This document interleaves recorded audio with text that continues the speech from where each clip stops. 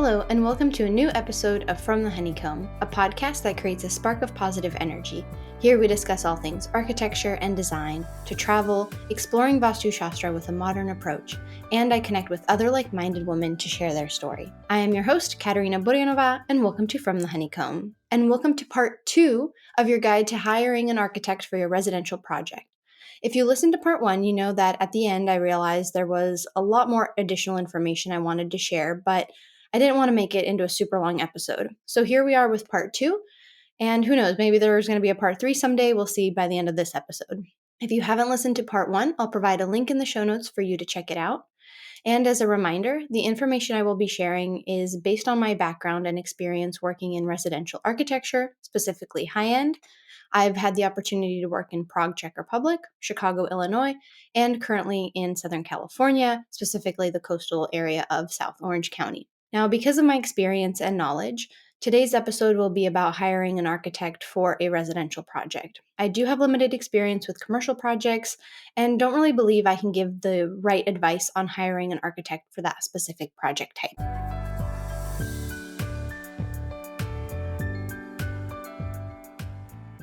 Now, as we begin every episode, we like to take a moment to ground down and think of something that we are grateful for in the present moment.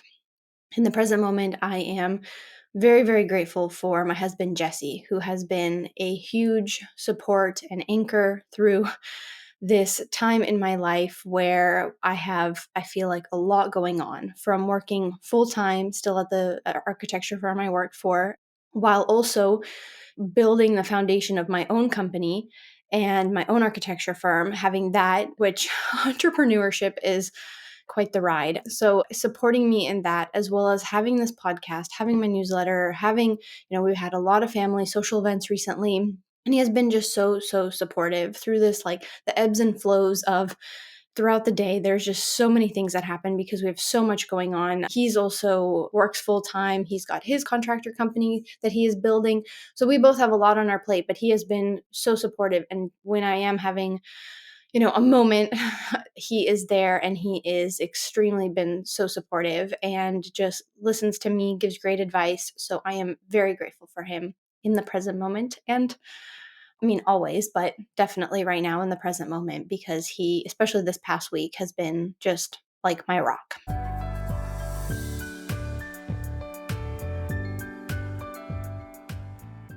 To summarize, in part 1, I discussed the role of an architect, when to hire one, how to find an architect, how to determine what your scope of work is, whether to work with a local or international firm, small firm, large firm, and what to ask at your initial meeting with the architect. Are they licensed? Don't forget to ask for referrals and discuss your budget with them.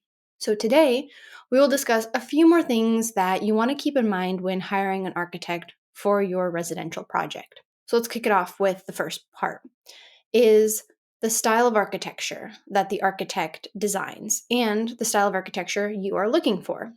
So when you're looking for an architect, one thing you may notice yourself gravitating towards is a certain type of architecture you're envisioning for your home. You may have a Pinterest board with inspirational photos, or maybe you're adding an addition to your home that is already designed in a specific style you want to match. When you're looking for your architect, take into account their style of architecture. You can look through their portfolio at past projects. If the architect has all these projects that look like beach bungalows and you're envisioning this concrete contemporary villa, this architect might not be for you. So definitely look at the style of architecture that they do. The next thing is type of design method. So there's something you want to ask during your interview with your potential architect. There's a variety of ways to design and build a house. Two of the more common ones for single-family residential homes are design, bid, build, and design, build. So what design, bid, build is, the project is designed, so you have your architect, you design it, and then you bid the project. So you'll send it out to maybe 2, 3 contractors. 4 would be too much, but 2 to 3 contractors. The plans go out to them, they bid them, they give you their price.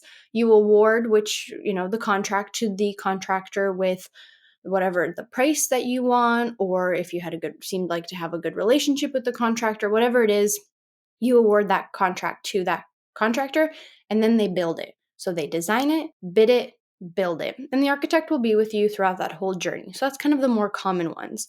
There is, of course, if you've come on the project with a contractor already, that's something you also want to tell your architect ahead of time, that you have already selected a contractor, which if you've listened to the episode with Jesse, my husband, who's also a general contractor, where he talks about having a general contractor on the project ahead of time, because you can help value engineer, you can have the contractor kind of tell you, if we build it this way, you may save money or it may look this way. So it's definitely helpful having a general contractor on board ahead of time. So I guess there's kind of three common ways: design, bid, build, design, build. And then if you've already got the contractor with you, that can help be, really useful during the time of design because you'll have a contractor's input.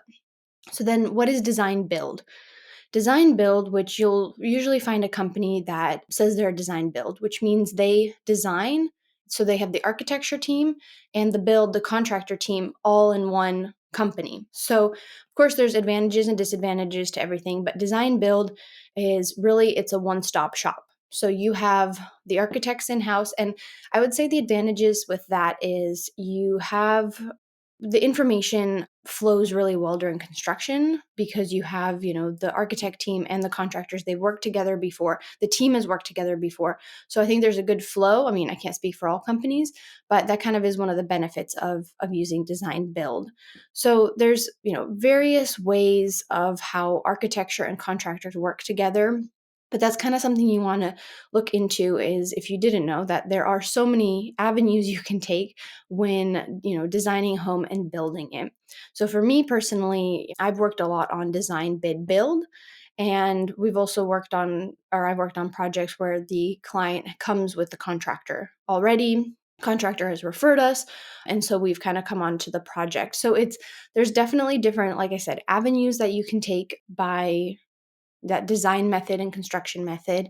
I've also, in the past, I worked at a firm that did a lot of fast track, where we would design like the shell of the house, so the exterior, the structural, and then those plans would go out to the contractor to be built. And then while construction was happening for the shell, we would work on like the interior layout, finishes, that design. This is a good method to use when you have a very tight schedule. I would think it would, I do know a little bit that fast track is used more in commercial to get parts of, huge buildings built, and then they come in at the end and, do the interior and design. But do be aware that, of course, there are limitations to this, because once you design something and it's being built, you can't make a lot of changes down the road. So there's definitely advantages and disadvantages. Advantages is fast track. It's boom, blow and go. But the downside is once something's built, it either costs a lot of money to change it, lots of plans, lots of changes to the plans and things like that. So there's definitely different, and I'm thinking now as I talk through all of these and I'm giving little snippets of it, I do think I might need to do an episode on all the different construction and design types. So maybe, let me know if you'd be interested in an episode like that, and we can definitely do an episode about those. But just know that's kind of a little like Spark Note edition of the different methods of design and construction that you can take. Now, one thing is the drawings, the instruments of service, the renderings. And I want you to be honest here, because it will help you so much as the client, and it will help your architect. Be honest with how well can you read plans? How well can you read elevations and 3D renderings? It's okay if you can't read plans. Architects, we do this for a living, and many of us have been around plans for so long that we forget that sometimes our clients cannot read or understand what we are drawing. And so when you meet to interview with your architect, ask to see samples of their work that they've done. How do they, what do they show in the design? Do they just show sketches? Do they have physical models? Do they have 3D models? Do they just do plans? Do they just do elevations? Like, what is it that they are presenting to their client? This will give you an idea of what you can expect to receive as far as design and kind of the tangible documents that you're going to receive. I personally would appreciate it if a client told me this ahead of time, because then I would know how to communicate my drawings to them and designs, and I would know, how to add that to my budget also as review time. Well, they may require additional meetings to walk them through the design, so I would like to know that. At the end of the day, you're paying someone to design something that you're going to see every day, and make sure you are happy with it. I've heard of, and it happens a lot, is, the architect will draw something on a plan. The client will look at it and go, yeah, yeah, that's great, great, and not fully understand what was being drawn. And then once it's being built, the client will go, whoa, whoa, whoa, this isn't what I wanted. I wanted this. Well, things do get lost in translation. And so I do want you to be honest with your architect. I think it would be extremely helpful. Like I said, I would find it extremely beneficial if my client told me, hey, I can't read plans, I can't read elevations. How can I communicate? So then I would think, how can I communicate, the design so my client is happy at the end of the day and whatever is built is what they were imagining. So it's, really however your mind works. And, it's, it's kind of interesting too, is sometimes certain like contractors and subcontractors can read plans, but not elevations, or elevations and not plans. And it is definitely I can look at a plan and kind of envision it and see how it's built in 3D and how it's going to look, in the actual physical space. And so, but that's of course something, I've been immersed in architecture for over a decade, over almost a decade and a half. And so I have seen these plans and seen these elevations, and like so many architects, we've seen so many of this that we kind of forget that sometimes, our clients who aren't in this field don't really know to read the plan. So be honest with your architect. I think it will be very beneficial for you. It'll be beneficial for your architect, that you guys kind of understand how to communicate, because drawings are the way we communicate, and drawings are contracts also, or they're part of our contract documents. So make sure you understand those drawings. And then lastly, I would say is schedule. Make sure to discuss your schedule with your architect and have them walk you through how long they estimate the design time is going to take, how long city submittal process will be. So that means including submitting drawings to the zoning department, the building department. Your project specifically may have additional requirements. For example, if you are in California on the coast, you have to submit to the California Coastal Commission. That takes a period of time. So there's a lot of things that go into schedule, as far as not only the design period, the construction period.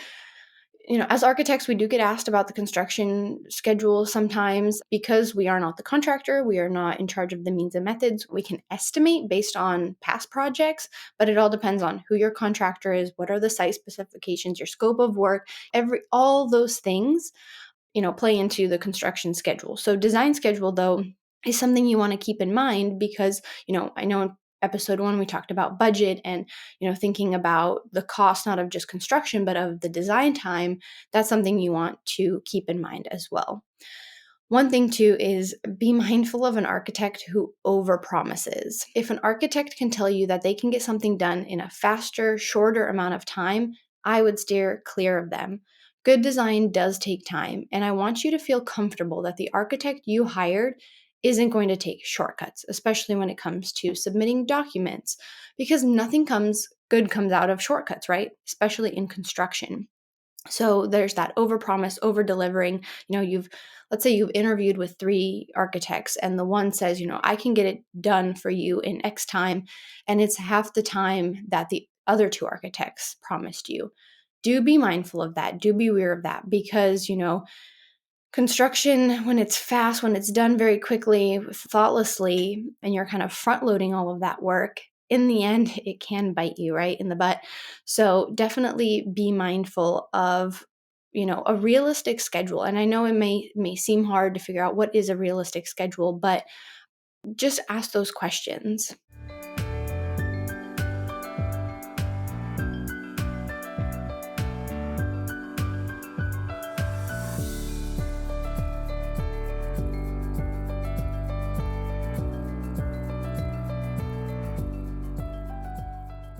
Well, this was a nice, short, little, sweet episode for you, but I hope this part 2 kind of answered any more questions that kind of part 1 maybe didn't answer. And there's a few more points, like I said, I wanted to kind of hit, and that was definitely, review the schedule, understand drawings, understand what you are getting, because I think that is very important, as far as, are you just getting plans? Are you getting elevations? Is also in the budget to make 3D renderings, to make 3D models. That goes kind of back to the budget. So I think that's really, really important. And as I said, the type of like design methods and getting projects from, 2D plans and elevations to being built, what is the architect's type of design method, and then getting the drawings, from conceptual to construction documents. That's very, very important to understand. And then like I said at the beginning of the episode, the style of architecture, are you more into your Mediterranean style of architecture? Then you probably don't want to hire an architect that does like modern contemporary homes. So really, do look through their portfolio, see what kind of works they do, see what resonates with you, because you do want them to kind of have that same style of architecture that you are envisioning. I hope you found this episode helpful, and I hope it answered any of your final questions. If you are ever needing to ask about any other questions you may have, or you're interviewing with an architect you want to know, please do not hesitate to reach out to me. I would love to help answer, kind of guide you through, how to help you hire that ideal architect for you. And you can always, email me. You can reach out to me on Instagram at From the Honeycomb Podcast. You can email me, honeycombblog at gmail.com. All the information is provided in the link in the show notes. And thank you so much for listening. If you like this episode, please give it a heart or thumbs up and click the follow button so you can stay up to date on the latest episodes. Follow me on Instagram at From the Honeycomb Podcast. And if you'd like to buy me a cup of coffee and support the show, you can now do so through the Patreon link in the show notes. You can subscribe to my monthly newsletter, which comes out once a month, where I share a personal message with you. I share some intellectual architecture articles, Vastu Shastra tips, and we also have a book club. So that comes out every 7th of the month. Thank you so much, and see you next Friday.